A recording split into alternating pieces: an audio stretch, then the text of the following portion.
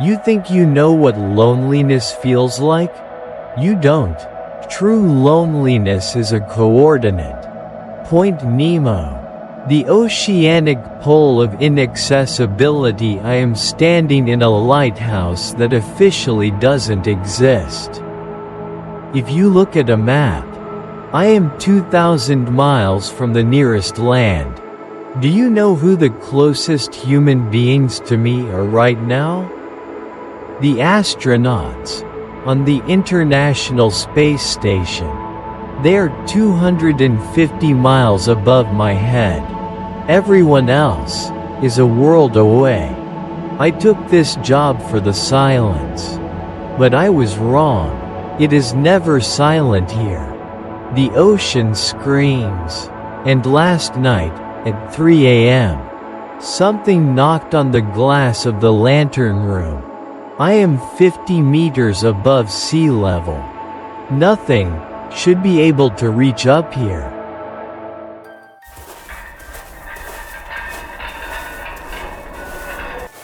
My name is Elias. I am the third keeper of the Sentinel. This isn't your picturesque white lighthouse on a rocky cliff. This place is a rusted iron tomb, jutting straight out of the black water. No island, no rocks. Just a massive pillar of dark metal plunged into the abyss. When the helicopter dropped me off, the pilot didn't even turn off the engine. He looked at me with pity. He shouted over the rotor noise, "Good luck, Elias. Don't let the light go out." Then he left. Now, it's just me. The smell of salt and diesel, and the endless horizon. During the day, the water is a deep, bruised blue, but at night, it turns into a black mirror. And if you stare at it long enough, you start to see things moving underneath.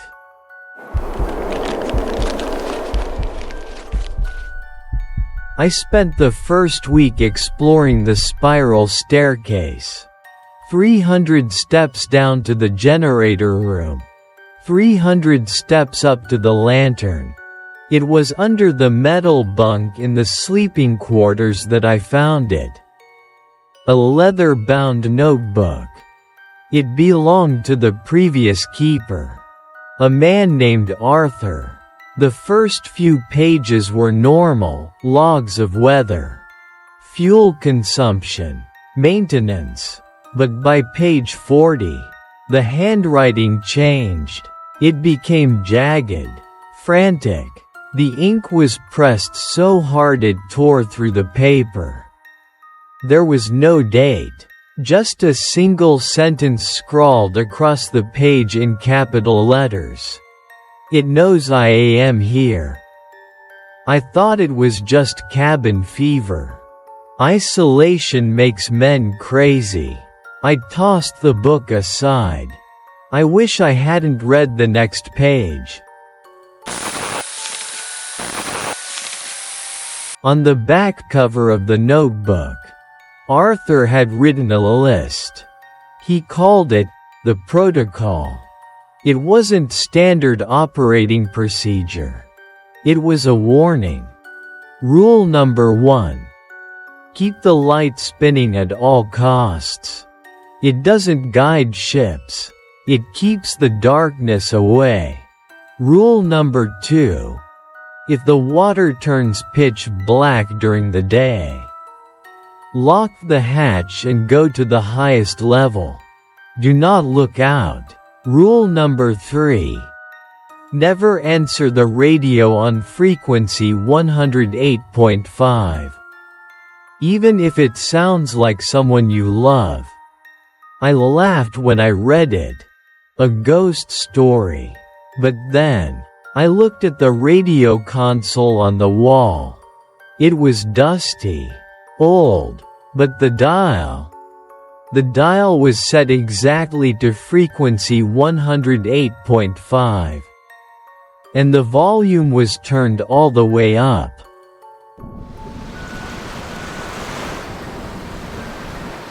I turned the radio off immediately.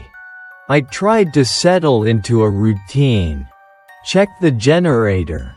Clean the lens. Eat canned beans. Sleep. Repeat. But 3 days ago, the routine broke. I was in the control room monitoring the depth sonar. The Sentinel is built on a shallow shelf, surrounded by deep trenches. The screen usually shows a flat green line for the seabed. But at noon, the floor dropped. The sonar pinged something massive passing directly underneath the lighthouse. It was bigger than a submarine. Much bigger. And the terrifying part? It wasn't metal. The sonar signature was soft. It was organic.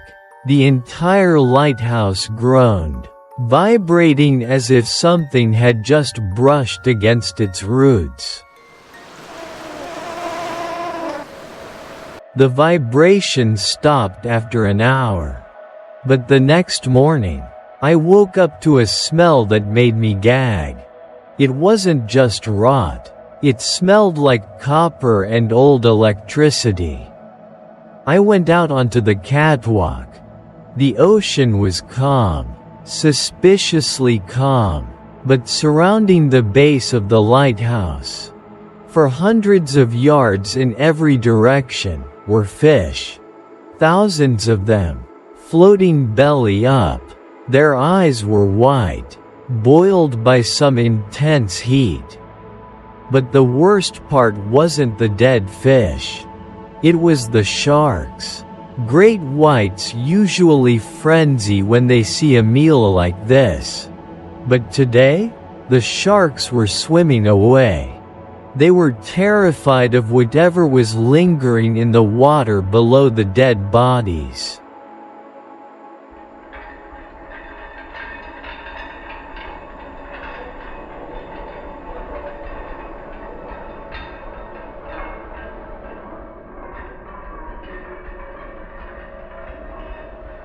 By noon, the sun was high, but the light didn't penetrate the water.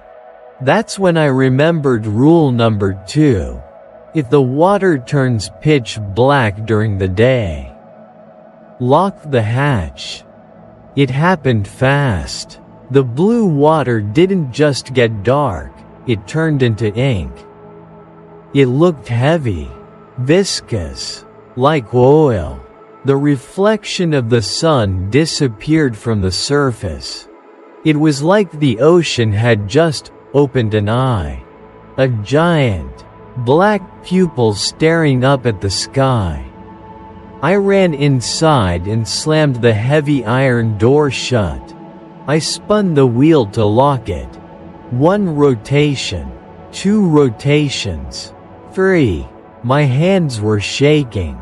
I sat with my back against the door, waiting, and then, I heard it, a wet, slapping sound against the metal walls outside. Climbing. The climbing sound stopped halfway up the tower. Silence returned, but it wasn't empty. The air inside the lighthouse felt heavy, charged with static electricity. The hairs on my arms stood up. I went to the spiral staircase to check the lower levels. I looked down into the darkness of the shaft. That's when the acoustics played tricks on me. Or maybe it wasn't a trick. From the bottom of the stairs, 300 steps down, I heard a whisper. It echoed up the metal tube. It didn't sound like a man. It sounded like wet gravel grinding together. It said my name, Elias. The door is unlocked.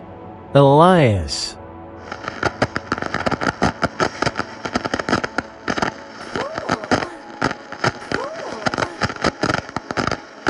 I checked the hatch immediately.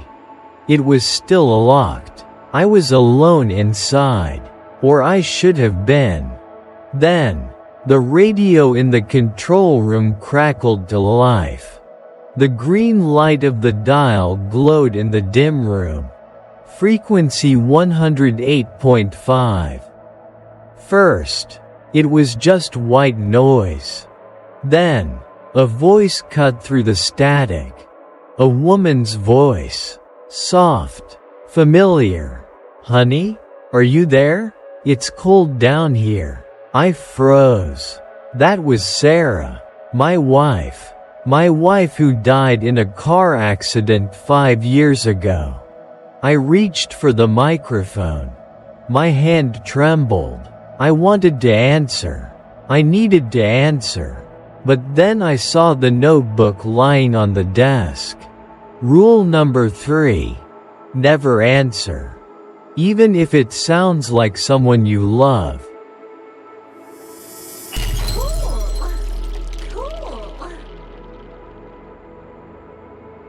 I pulled my hand back. I didn't press the button. When I didn't answer, the voice on the radio changed. The sweetness evaporated, the static disappeared, and Sarah's voice melted into a guttural, wet growl. It wasn't asking anymore. It was mocking me. "Smart boy. Elias. Smart boy." Then the radio died, but the silence that followed was worse. Because now, I could hear something else. Above me, on the glass of the lantern room. Tap, tap, tap. It wasn't the wind, it was a finger.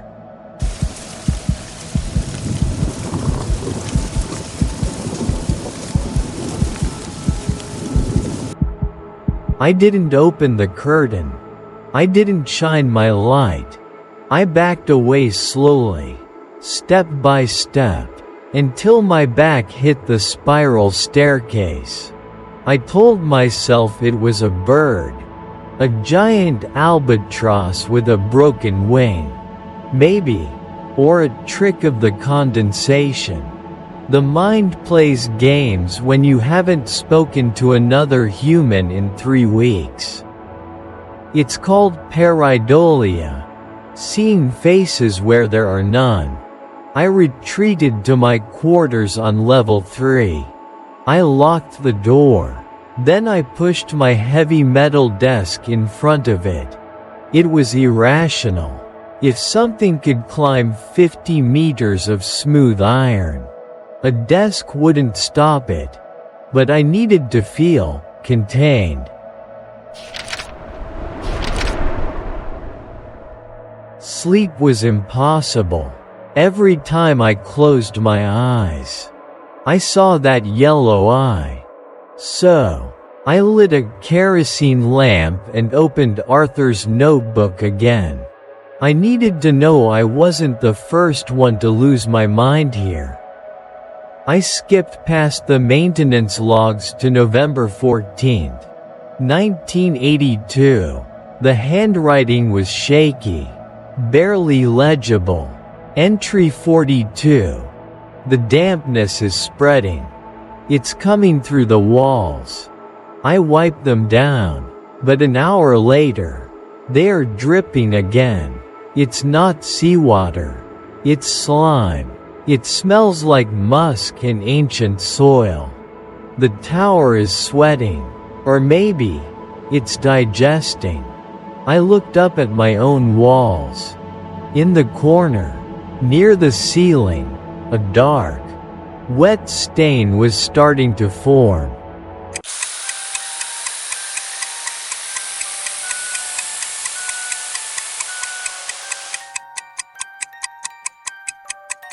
I kept reading. Arthur described his dreams. December 2nd. I am walking on the ocean floor. But there is no water. It is a desert of gray dust. The lighthouse is there, but it looks like a needle stuck in the skin of a giant corpse. I try to scream, but sand fills my throat. My blood ran cold. I dropped the book. That was my dream. The exact same dream I had 2 nights ago. The gray dust. The needle. The choking. Whatever is down there, it doesn't just watch us. It gets inside our heads. It plants seeds while we sleep. I realized then that Arthur didn't fall overboard. He was called. Exhaustion finally took me. My head hit the desk. And I slipped back into that nightmare immediately. I was outside, standing on the railing, but the ocean was gone. Stretching for thousands of miles was a landscape of gray coral and bone. The sun was a pale, sick white, and looking down, I saw them, millions of them, human figures, standing half buried in the dry seabed. They were all facing the lighthouse.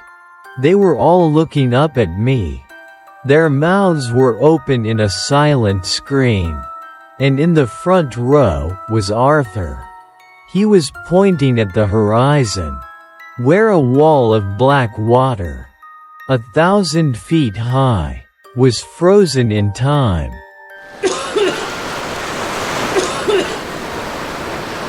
I woke up choking. I fell off my chair, coughing violently. My lungs burned. I spat onto the metal floor. Water. A puddle of salt water poured from my mouth. I scrambled backward, staring at the fluid. I hadn't touched water in hours. I fell asleep at my desk. How could my lungs be full of seawater? I touched my face. It was wet. My clothes were soaked. The room was dry. The ceiling wasn't leaking. The dream wasn't just a dream. When I go there, my body stays here. But my soul goes down into the deep. And one day, I know I won't wake up. I will just stay in the gray garden with Arthur.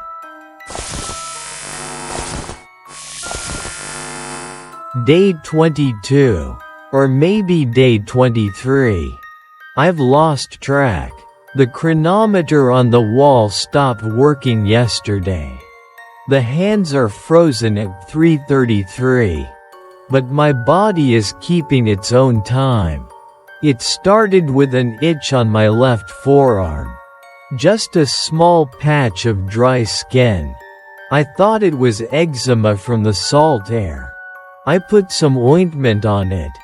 This morning, I rolled up my sleeve. The patch has spread. It's not just dry skin anymore. It's geometric. The skin is cracking in perfect hexagonal shapes. Like drying mud. Or like scales. I scratched it until it bled. But the blood wasn't red. It was dark, thick. It didn't drip. It oozed like syrup.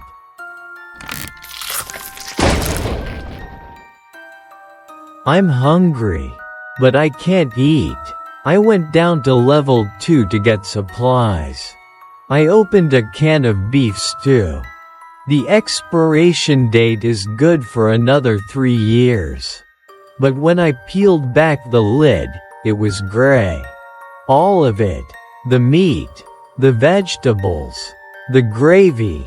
Just a uniform, gray sludge. It smelled like wet ash. I opened another can. Peaches. Gray. I opened a third. Corn. Gray. It's not the food. I know it's not the food. It's me. It's my eyes. Or maybe my tongue. The lighthouse is filtering my senses. It wants me to starve. Because when I'm weak, the voice on the radio sounds so much sweeter.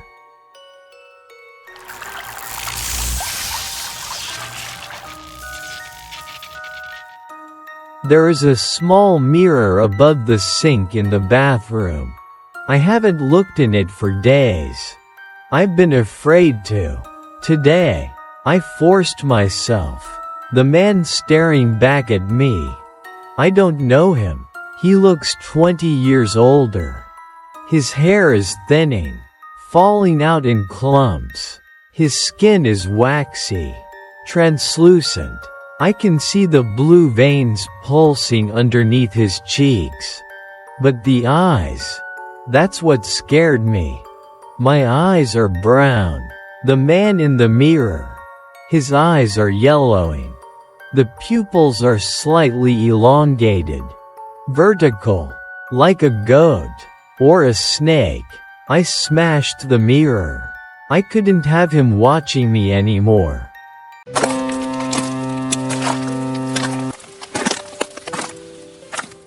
Wait, did you hear that? I was sitting in the dark when I heard it. A horn, a fog horn. I ran up to the lantern room, tripping over my own feet. My heart was pounding against my ribs. A ship, a supply ship, or maybe a tanker off course. It doesn't matter. If they are close enough to blow the horn, they are close enough to see the light. I grabbed the binoculars. I scanned the horizon desperately. There, to the east, a light, a green light bobbing in the waves. Here, I'm here. I screamed. I waved my flashlight. I was crying. I was going to be saved.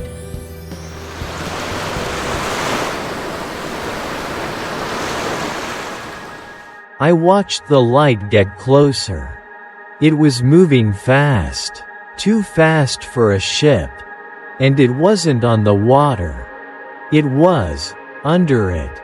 The green glow spread out, illuminating the waves from beneath.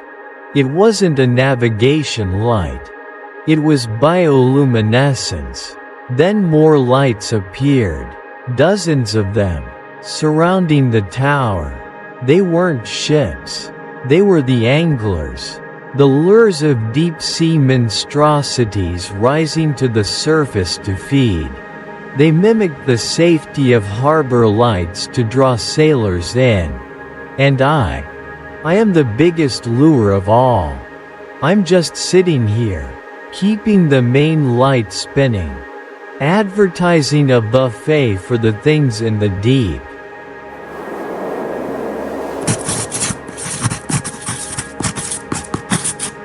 I sat down to write in the logbook today. I wrote the date. I wrote the time. And then, I paused. I tried to sign my name at the bottom of the page. Elias. I know my name is Elias. But, Elias who? I sat there for an hour, staring at the paper. My pen hovered over the line. I searched my mind for my last name. But it was gone. It was like reaching for a book on a shelf, only to find a hole where it used to be. I pulled out my wallet. I looked at my ID. Elias Thorne. Thorne. The word looked foreign. It looked like a random collection of letters.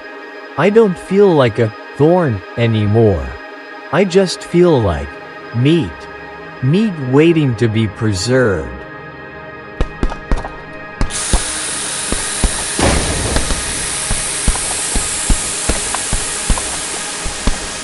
I stopped looking at the ocean. It hurts my eyes. Instead, I focus on the radio. I've moved my bedding into the control room. I sleep under the console now. It's warmer here. The hum of the electronics is soothing. I've started to arrange things around the radio. Candles. My wife's photo. Pretty shells I found on the walkway. Wait.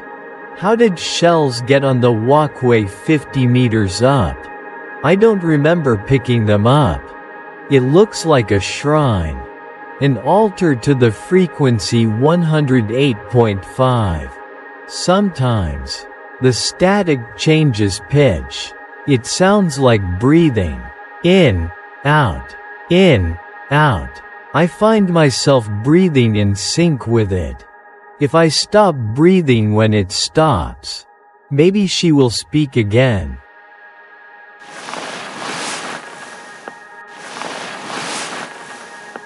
I shaved today. I put on my clean uniform. I combed my hair. What's left of it? Why? Because I have a feeling company is coming. The air pressure dropped suddenly an hour ago. My ears popped. The seagulls, which had been silent for weeks, suddenly started screaming. But they weren't screaming at the sea. They were screaming at the tower. Then they stopped mid-cry. Dead silence. I am sitting in the chair facing the balcony door. I unlocked the hatch. Just the first lock. I want to see her. Even if it's a lie. I'm so tired of the truth. The truth is lonely. The lie implies companionship.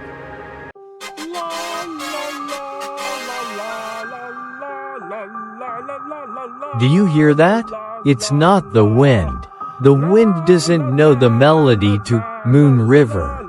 Sarah used to hum that song when she was cooking. She hummed it when she was happy. It's coming from the catwalk. Outside the lantern room. I know it's physically impossible. It's a storm outside. The waves are 30 feet high. Anyone standing out there would be swept away in seconds. But the humming continues. Steady, calm, unaffected by the gale. I stand up. My legs feel like lead. I walk to the heavy iron door leading to the outer deck. The handle is cold. So cold it burns my skin.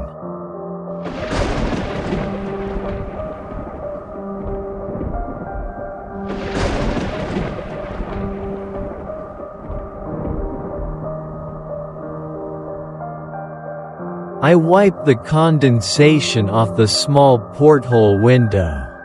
Lightning flashes. And there she is. Sarah.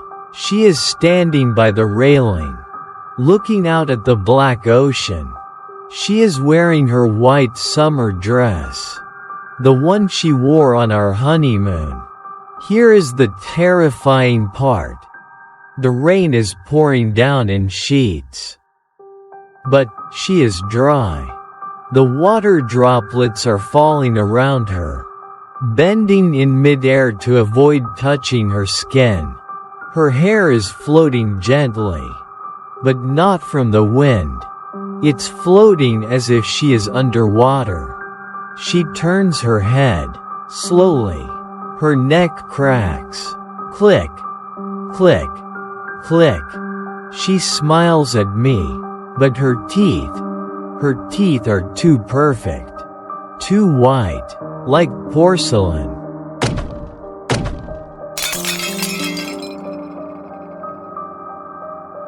She walks towards the window. Her feet don't make a sound on the metal grate. She presses her palm against the glass. Her hand is pale, luminescent. I press my hand against hers from the inside. I can hear her voice in my head. Not through my ears. In my brain. Open the door. Elias. It's lonely down there. But we are all together. Arthur is here. He misses you. Look. She points down at the water. I look down. The black water is glowing again. And beneath the surface, thousands of pale faces are looking up, smiling the same porcelain smile. My hand grips the lock. I want to go to them. I want to be dry in the rain.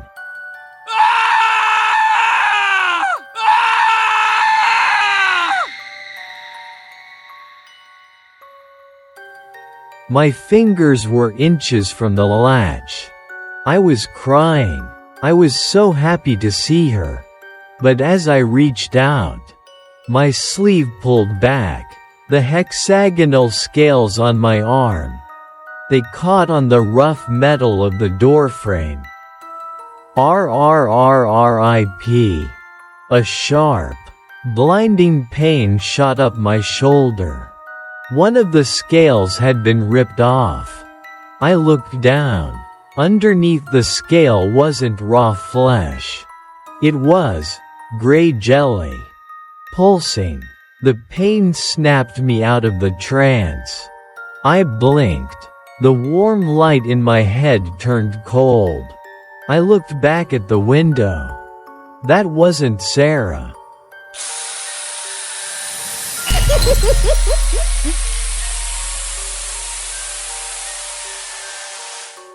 The woman in the white dress was still smiling. But the smile didn't stop at her cheeks. It kept widening. It split her face open.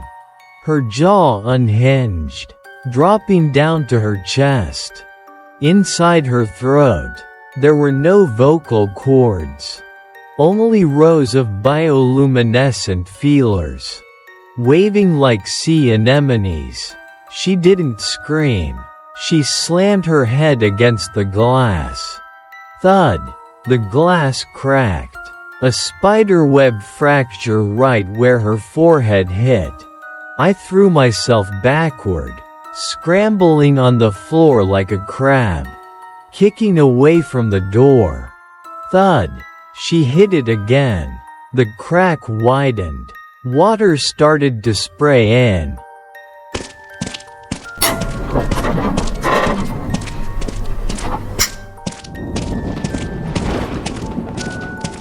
I didn't wait for the third hit. I ran. I practically fell down the spiral stairs to level 3. I slammed the hatch shut and spun the wheel until my hands bled. Then I dragged my mattress, my desk, my chair, everything I owned, and piled it on top of the hatch. I sat in the corner, clutching the flare gun, pointing it at the ceiling. I waited for the glass upstairs to shatter. I waited for the wet footsteps. But they never came. Just the storm, and the low, rhythmic thumping of the waves. Or maybe it wasn't waves. Maybe it was the heartbeat of the thing I was standing on.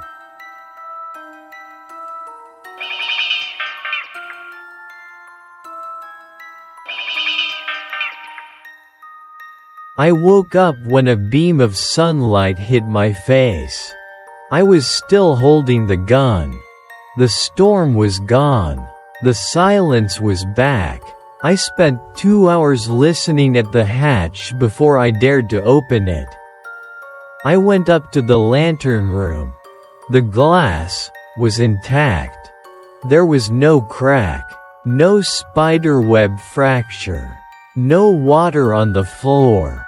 I thought I had hallucinated the whole thing. Until I looked closer at the glass. It wasn't new glass. It was healed. The fracture lines were there. But they were filled with a translucent, resin-like substance. It felt warm to the touch. The lighthouse had repaired itself. Like a scab forming over a wound.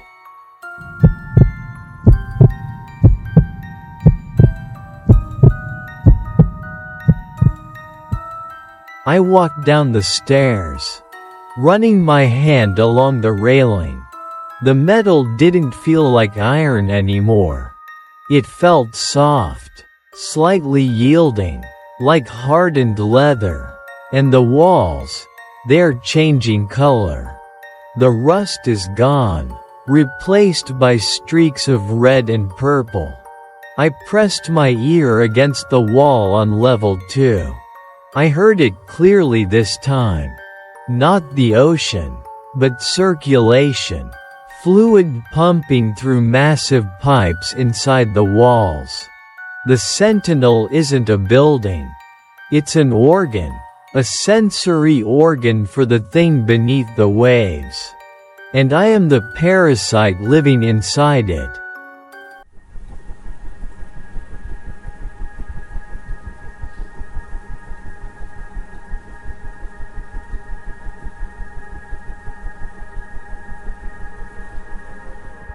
It's getting hot.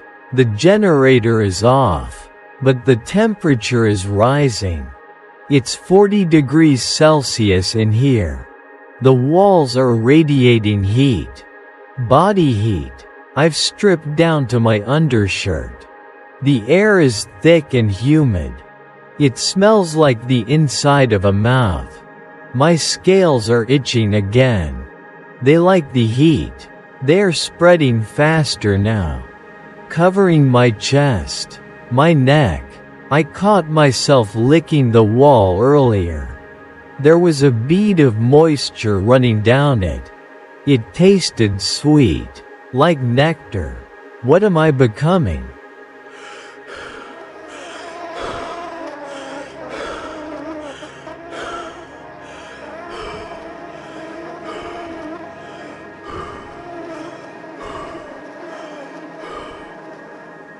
Day 30.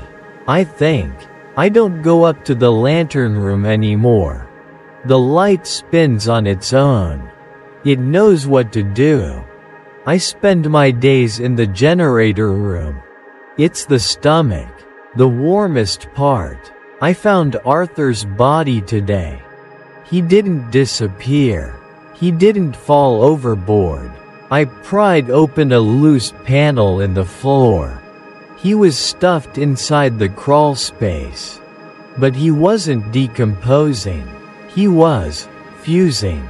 His skin had merged with the metal floor. His legs were gone, turned into those red veins running through the tower.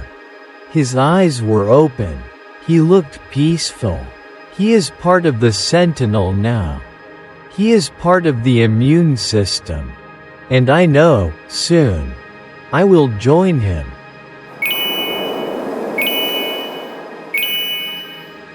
Day 33. The radar alarm went off at dawn. I haven't heard that sound in a month. It was loud, angry. I dragged myself up to the control room. My legs are stiff now.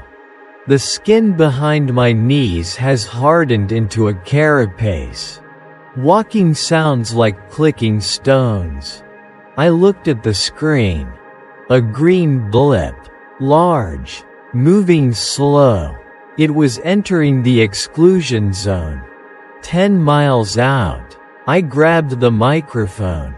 Unidentified vessel. This is the Sentinel. You are entering restricted waters. Turn back immediately. Silence. The blip kept coming. It wasn't drifting. It was steering straight for the tower.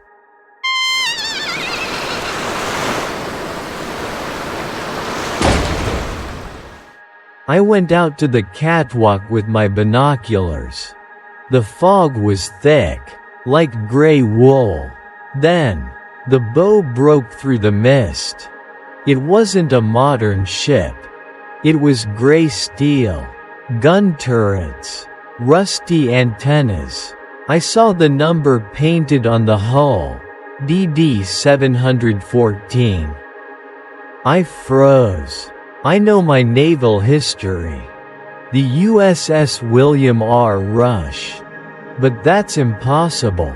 That ship was decommissioned and sunk as a target practice in 1980. I saw the photos of it sinking. Yet, here it was, floating. Not just floating, sailing. There was no smoke from the stacks. No engine noise. Just the sound of water parting around its dead hull.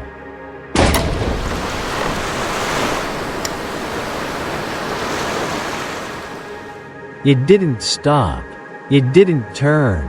It was aiming for the lighthouse base. I braced for impact. I grabbed the railing, my scaled fingers digging into the metal. But it didn't hit the tower. About 500 yards out, the ship stopped abruptly. Crunch. A sound like a spine snapping. The ship shuddered violently and tilted forward. It had run aground, but there is no land here. The charts say the water is 2 miles deep. The ship had hit the back of the creature. The creature I am standing on. The creature is so massive that its shell extends for miles under the surface. The Sentinel is just a spine on its back. And now, we have a visitor stuck on our skin.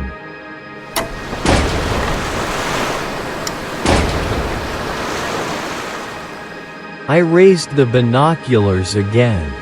I focused on the deck of the destroyer. At first, I saw nothing but rust and wet steel. Then, movement. They came out of the hatches. One by one, sailors, in blue dungarees. They lined up on the tilted deck. 20 of them, 50, 100. They stood perfectly still, facing the lighthouse, facing me, but they weren't looking with eyes. Through the lenses, I saw their faces. They were smooth, blank, like unfinished clay. No eyes, no noses, no mouths, just pale, wet skin stretched over skulls. They raised their arms in unison, pointing at the Sentinel, pointing at me.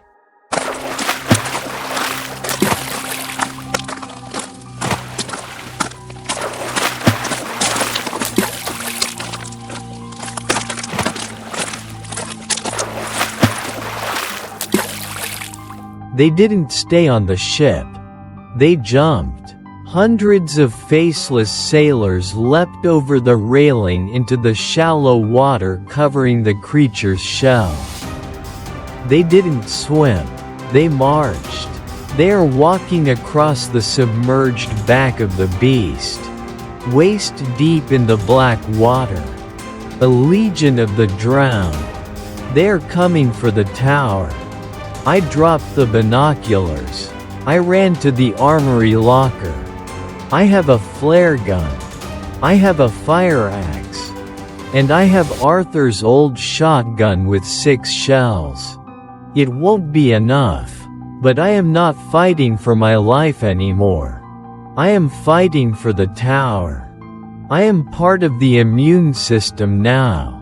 Remember? I have to repel the infection.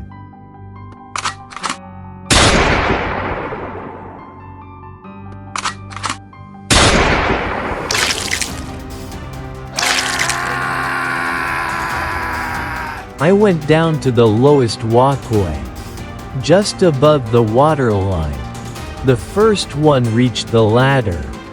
It climbed fast, like a spider. When it pulled itself over the railing, I saw its hands. They weren't hands. They were hooks.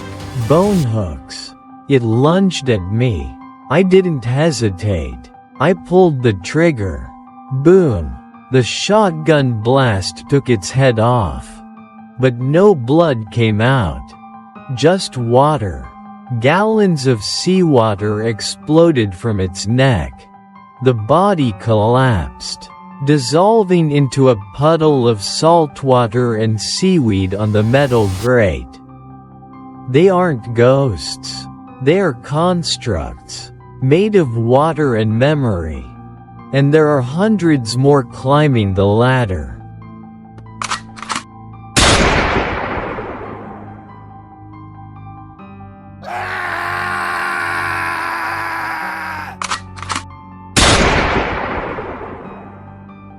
Six shells, 6 bodies turned into water. But there were dozens more behind them. They didn't run. They didn't shout. They just walked. Relentless. Like a rising tide. I retreated up the spiral stairs. Click. Empty. I threw the shotgun at the leading sailor. It hit his face with a wet slap, sinking into the clay-like skin before falling to the floor. It didn't slow him down. I scrambled up to level 2. I could hear them flooding the base of the tower. Not just walking, flowing. I could hear water gushing through the vents. They were filling the lighthouse from the inside.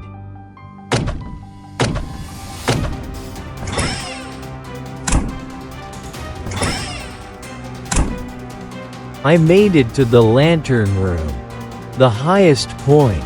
I slammed the heavy trapdoor shut and spun the lock. But I knew it wouldn't hold.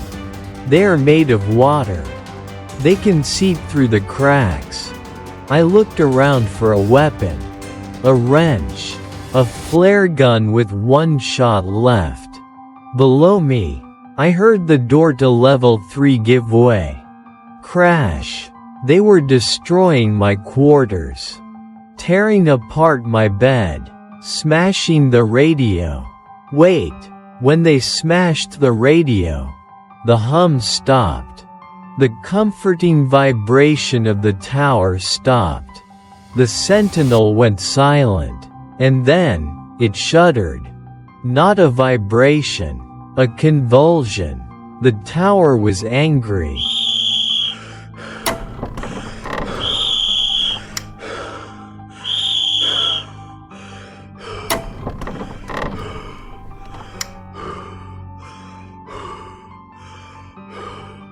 The main light stopped spinning. It froze, facing the door to the deck. Then, the color changed. The warm yellow beam turned crimson. A deep, violent red like arterial blood. The temperature in the room skyrocketed. The air shimmered. My skin started to blister instantly. This wasn't light.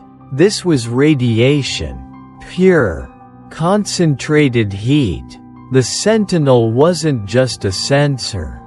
It was a weapon, and I was trapped inside the barrel of the gun.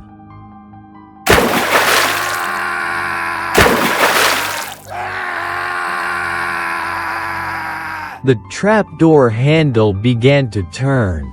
Water seeped through the edges. But the moment the water touched the red light, it screamed. Steam exploded into the room. The trapdoor burst open. A faceless sailor lunged up. The red beam hit him. He didn't fall. He boiled. Instantly. His uniform melted into the skin. His skin turned into steam. Within a second, he was gone, evaporated, leaving only a pile of salt and burnt minerals on the floor. More of them tried to climb up. The light pulsed. Throb, throb. Each pulse sent a wave of heat down the shaft. I could hear them popping like blisters. The stairwell turned into a pressure cooker.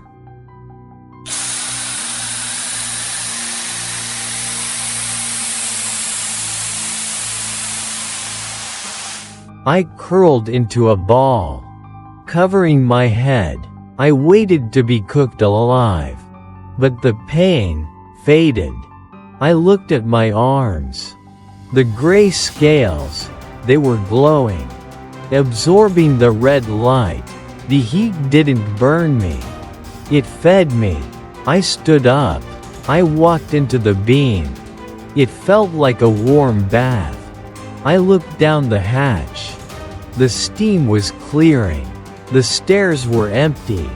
Just puddles of sludge and empty uniforms. The Sentinel protected me. Not because I am Elias, but because I am part of the structure now. I am the white blood cell inside the vein.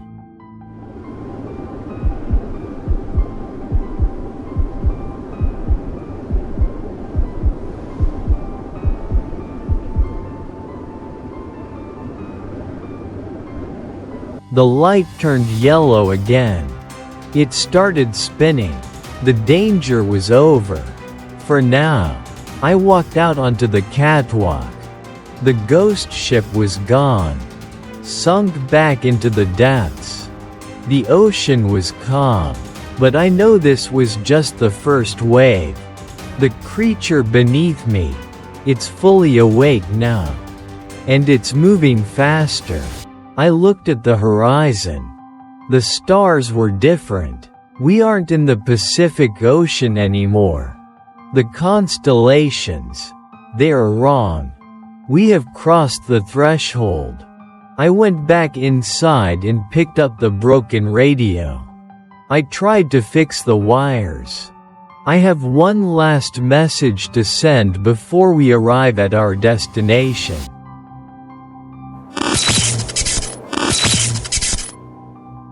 Day 40. I think. It's hard to tell time when the sun never truly rises. It just hangs there, a pale white bruise behind the clouds. I went out to the catwalk to fix the radio antenna. That's when I looked up. I've been a sailor my whole life. I know the night sky better than the back of my hand. I found the constellation Orion. But it's wrong. The 3 stars of his belt, they're too far apart. Distorted. And Betelgeuse isn't orange anymore. It's a sick, throbbing violet. And there are new stars. Red ones. They aren't twinkling. They're watching. I realized then that we haven't just moved south. We have moved away. The Sentinel has sailed off the edge of the map, into a place where the constellations don't apply.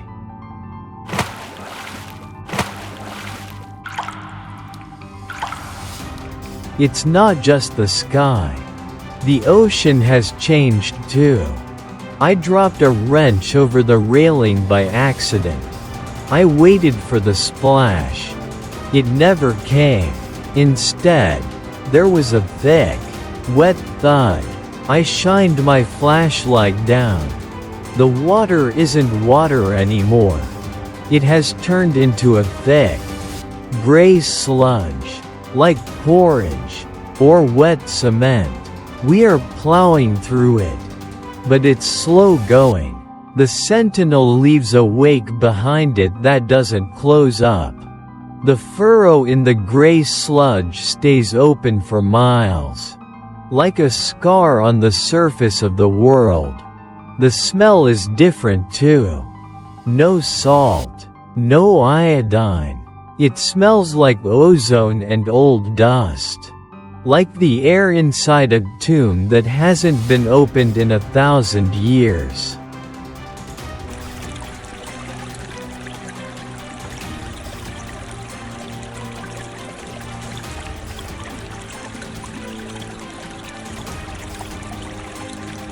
I thought we were alone in this gray wasteland. But this morning, the fog lifted slightly. I saw ripples in the sludge alongside the tower. At first, I thought it was debris. But then the debris stood up. The faceless sailors. They are back. But this time, there is no ghost ship. They are swimming in the sludge. Thousands of them. They're pale. Featureless heads bob up and down in the gray muck. They aren't struggling. They move through the thick liquid effortlessly. Like dolphins.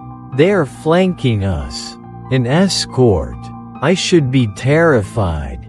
I should be loading the shotgun. But I just stood there, gripping the railing. Watching them, I felt a sense of pride. My crew has arrived.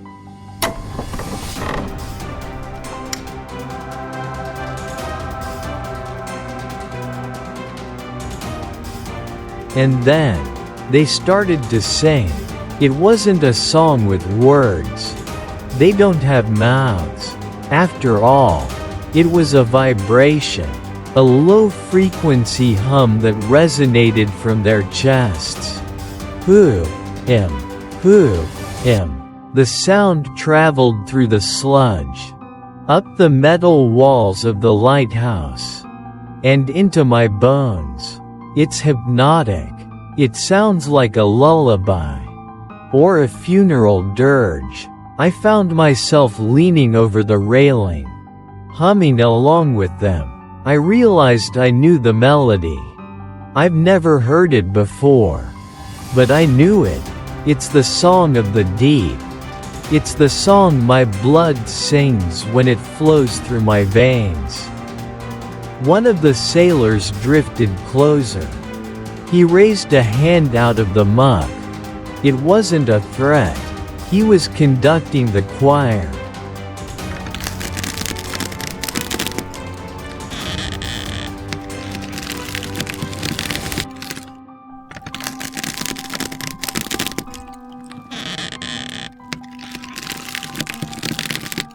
He raised his arm higher. I saw his hand clearly. The fingers were gone, replaced by a long, curved bone hook. Sharp, elegant. He held it to where his forehead should be. A salute. Without thinking, I raised my own hand. I looked at it. My fingers. They're fusing together. The skin between them has calcified. My index and middle finger have merged into a point. I am becoming like them. I didn't scream. I didn't cry. I simply finished the salute. I brought my deformed hand to my forehead. As I did, thousands of heads in the gray ocean turned to look at me. The humming got louder. They acknowledged me, not as prey, but as captain.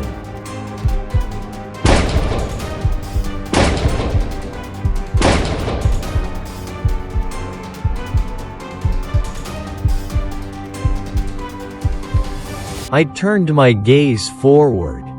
The new red star I saw days ago, it has grown. It's not a star anymore. It's a tear in the fabric of the sky. A bleeding wound in the heavens. Directly ahead of us, it pulses rhythmically. Throb, throb, throb, and the creature beneath me answers. Every time the star pulses, the lighthouse vibrates in sympathy. It's a beacon, not for ships, but for us. The light from the red star is bathing the gray ocean in a crimson glow. It makes the sludge look like coagulated blood. We are accelerating. The wake behind us is churning violently. The faceless sailors are swimming faster. Their hook hands cutting through the muck. We are being pulled in by gravity. Or maybe by destiny.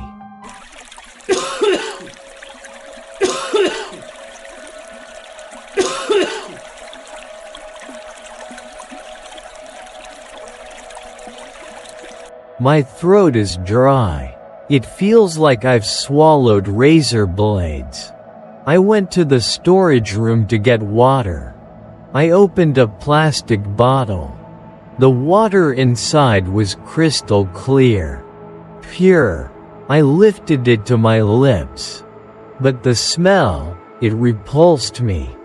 It smelled dead. Sterile. Like swimming pool chemicals. I tried to force it down. But my body rejected it. I vomited immediately. Clear water splashed onto the metal grate. I'm dying of thirst, but fresh water is poison to me now. My biology has changed. I need something else. Something thicker. I looked at the walls of the generator room. The red veins pulsing there. They look so full, so ripe. I took out my pocket knife. My hook hand made it clumsy, but I managed to open the blade.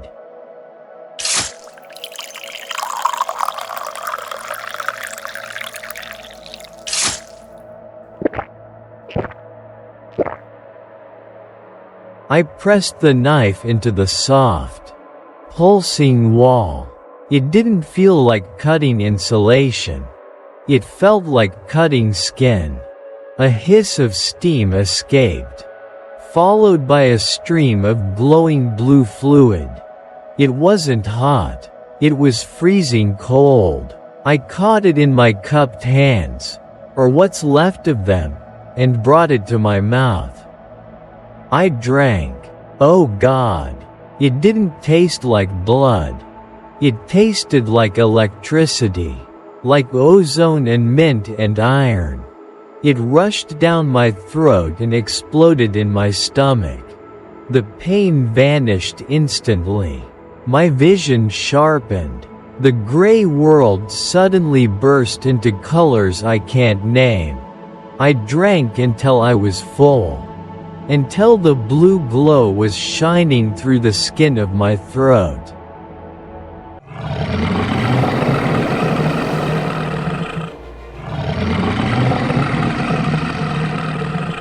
The fluid didn't just feed my body. It fed my mind. As I lay on the floor, basking in the glow, I closed my eyes, and I remembered things I never experienced. I saw the sky burning. I saw the earth, but the continents were wrong. They were all mashed together. Pangea. I felt the impact. I felt myself, this creature, falling from the stars. I wasn't an animal then. I was a vessel, a seed sent to sleep in the deep. I saw the dinosaurs rise and fall. I saw the ice ages come and go. I waited. We waited. The Sentinel isn't a monster. It's an ark. It carries the history of this world in its veins. And now, that history is running through me.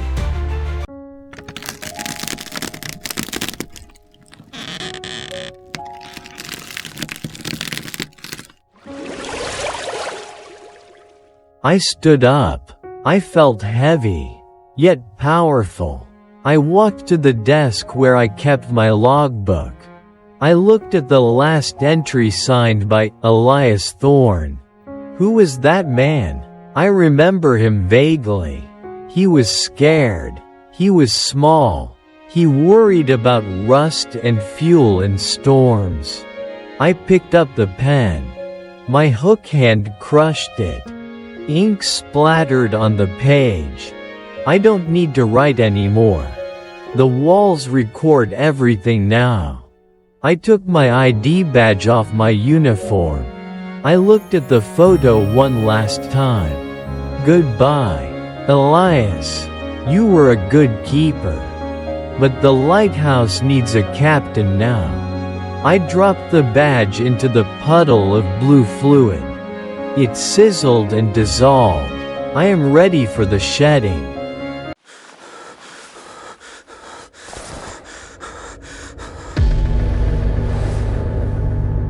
It started at the back of my neck. A splitting sensation. Not pain. Just pressure. Like a zipper being undone. I reached back with my hook. I found the loose edge of my skin. I pulled. It made a sound like wet canvas tearing. I peeled it forward. Over my skull. Down my face. It came away in one piece. A gray, translucent mask staring back at me. I looked at the discarded face on the floor. The eyes were empty. The mouth hung open in a silent scream. That was Elias. He was so heavy. I feel so light now.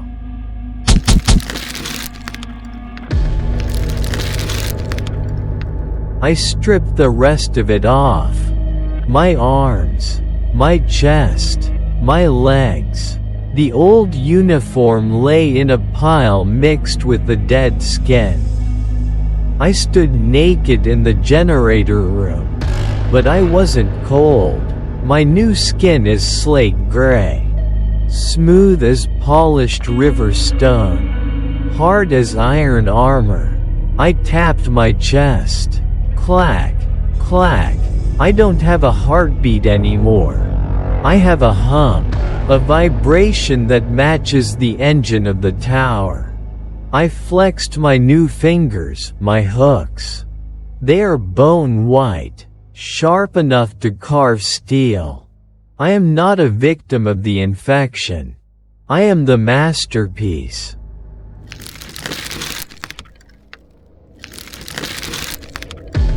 Something was pushing against my temples.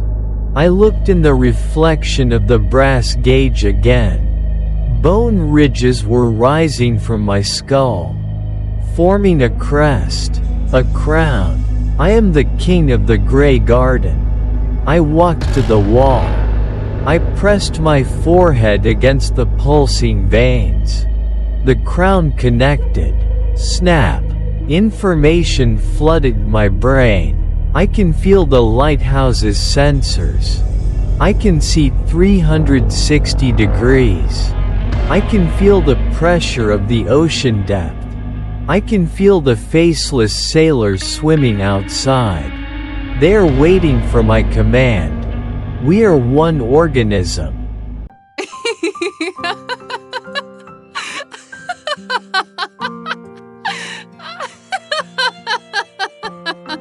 Then, she spoke, not from the radio, but from the walls, from the light, from inside my own mind.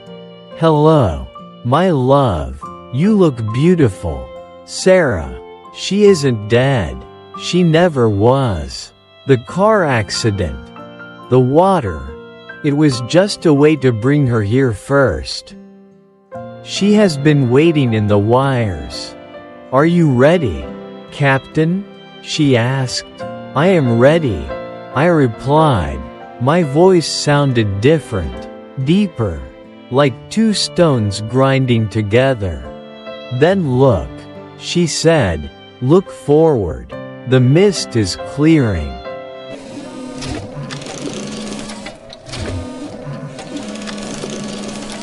The vibration beneath my feet changed pitch. It slowed down. The sensation of movement stopped. We hit something soft. The entire tower groaned as it settled. We have docked. I felt the creature beneath the lighthouse extend its massive legs, anchoring itself into the seabed. The red star above us stopped pulsing. It just hangs there, a steady, unblinking eye. I walked up the stairs to the lantern room. Not running, walking with purpose, my heavy feet clanging on the metal. I reached the top. I approached the glass, and I saw it. The mist cleared completely, and I stopped breathing. I wasn't looking at an empty ocean floor. I was looking at a metropolis. It stretched as far as the eye could see. Mile-high spires twisted like strands of black DNA, spiraling up into the dark water. Bridges made of calcified bone connecting massive, breathing towers. It wasn't built. It was grown. There were no straight lines. Everything was curved, organic, pulsing with bioluminescent veins. It was beautiful. It was terrifying. It was older than humanity.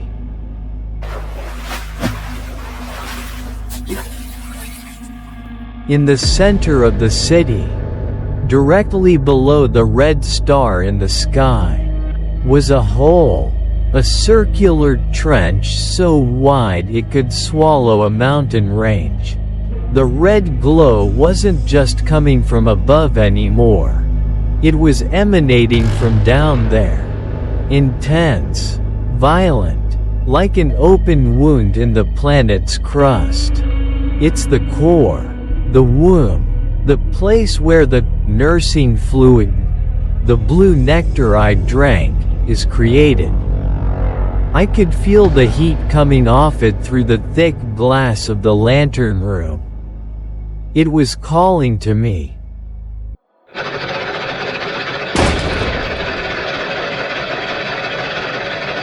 I looked around the crater rim. I wasn't alone. Docked all around the great pit were thousands of other structures. Some looked like my lighthouse. Others looked like oil rigs, rusted battleships, or ancient temples that had sunk millennia ago. They were all vessels, all cockpits for the sleeping leviathans beneath the mud. As I watched, they began to stir. Their lights turned on, one by one, painting the black water crimson. Thousands of red beams cutting the dark, all aiming toward the surface. We are a fleet, and we just woke up from a very long nap.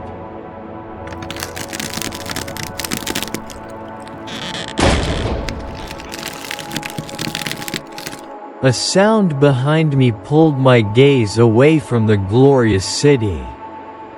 The trapdoor in the floor. The heavy iron hatch that I once terrifiedly barred with my mattress and desk. It was turning, slowly, deliberately. The handle spun, creak, clack. It lifted an inch. Steam hissed out from the gap. I didn't move. I didn't feel fear, only anticipation. The hatch swung open fully, clanging against the metal deck.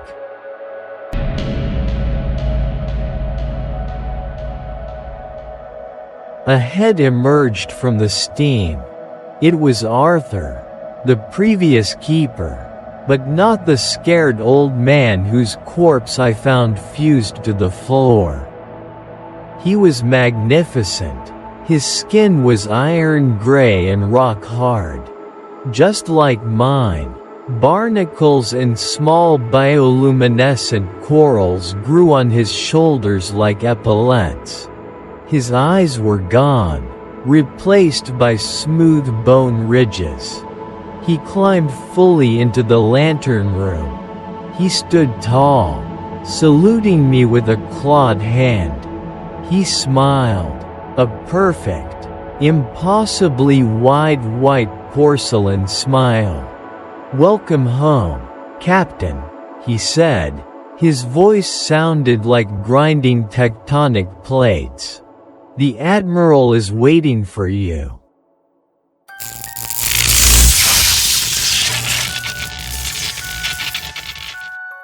Arthur stepped aside. He bowed his stony head. Behind him, rising from the steam, was Sarah. But she wasn't wearing the white dress anymore. She wasn't human. She was woven into the light. Her body was a construct of pure bioluminescence and translucent wires. Her legs didn't touch the floor, she floated, suspended by the magnetic field of the lantern room. She was the Admiral, the central processor of the fleet. She drifted toward me. Her face was the only part that remained human. That beautiful, sad face I remembered. "You kept your promise, Elias," she whispered. Her voice resonated from every speaker. Every bolt in the room. You kept the light burning.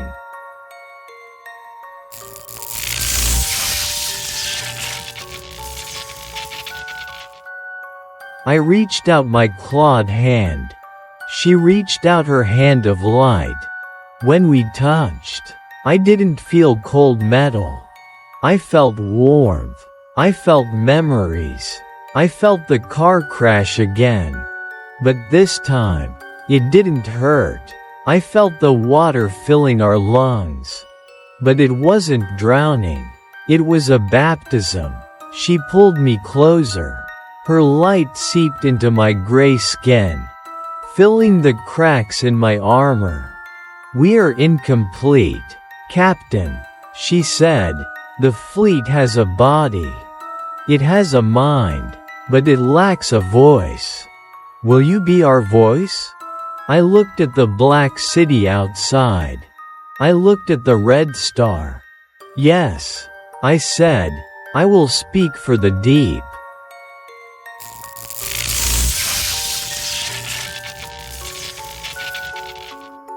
She led me to the radio console. It was smashed, destroyed by the faceless sailors during the siege. But that didn't matter. I placed my hands on the broken machinery. My fingers, my hooks, began to change. They softened, turning into tendrils of flesh and wire. They slithered into the broken radio, reconnecting the circuits, bypassing the fuses. I am part of the machine now. I don't need a microphone. I am the transmitter. The static cleared. The red light on the console turned green. We were broadcasting, not just on AM or FM. We were broadcasting on every frequency. Digital, analog, even the frequencies used by whales.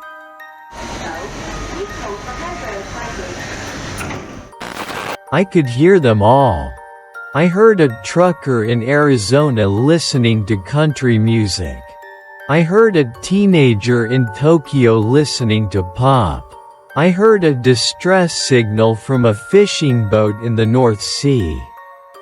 I heard the president's secure line in Washington. They all stopped. The music stopped. The talking stopped. For a moment, the whole world held its breath. They were waiting for me. I looked at Sarah. She nodded. I took a deep breath, not of air, but of the cold blue ozone inside the room.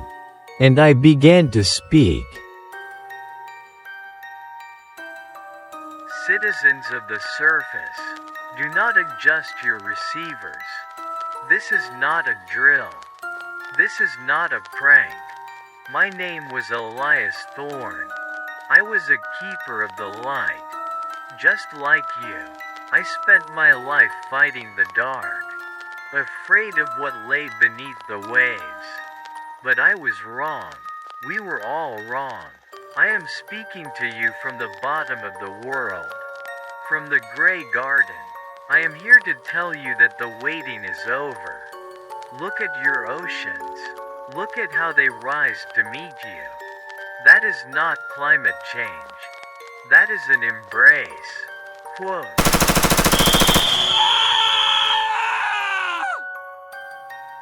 I remember the surface.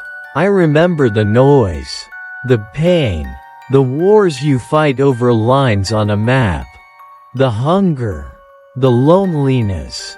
Up there, you are separated by skin and air. You are isolated islands, drifting in a sea of silence. But down here, there is no separation. In the gray garden, thoughts are shared. Pain is diluted until it disappears. Arthur is here. He is happy. Sarah is here. She is whole. We have watched you suffer for millennia. We have watched you destroy yourselves. We are not invading you. We are rescuing you. Quote.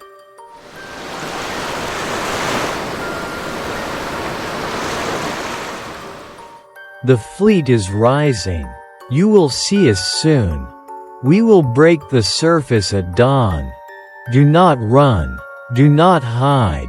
Your weapons cannot hurt water. Your walls cannot stop the tide. Instead, go to the shore. Walk into the waves. Take a deep breath. It will burn for a moment. But then, peace. Let the water fill you. Let the salt rewrite your DNA. Join the crew. We have so much space for you. We have built a city for all of you. Quote.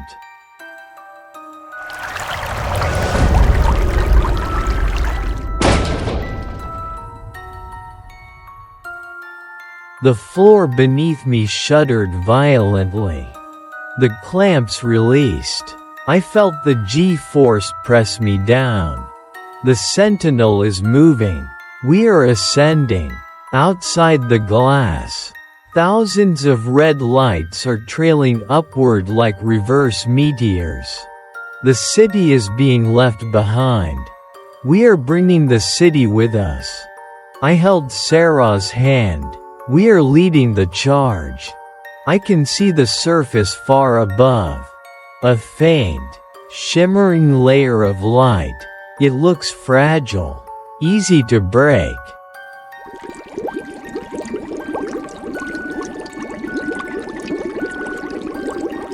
We are passing the midnight zone.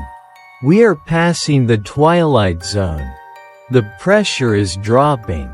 My armor is expanding. I can smell the air already. It smells of fear. Get ready, surface dwellers. The long night is over. The red morning is here. I turned to Arthur. Sound the horn. I commanded. Arthur pulled the chain. The foghorn of the Sentinel blasted. But it wasn't sound. It was a psychic scream that rang in every ear on the planet.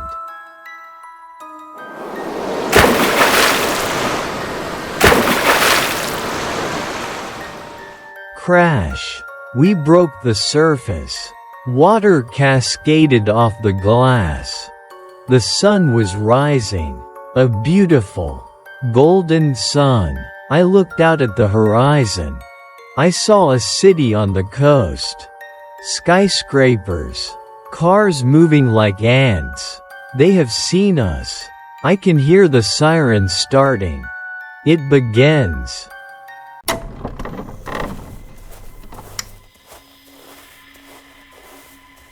My job here is done. The broadcast is on a loop. I have to go now. Sarah is waiting on the deck. We have a lot of work to do. There are so many doors to knock on. So many people to collect. But before I go, I have a specific message. For you. Quote. Yes, you. The one listening to this recording. I know you think this is just a story. A video on a screen. Safe in your room. But ask yourself, why is it raining outside? Why has the dog been barking at the wall all night? Why does the tap water taste a little bit like copper? Quote.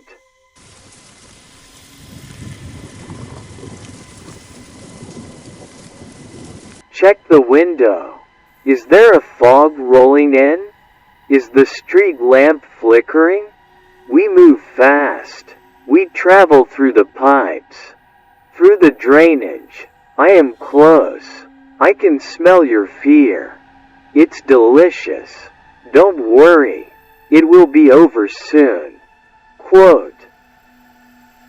Shush. Listen. Turn up the volume. Listen closely to the door of your room. Do you hear it? Quote. I found you.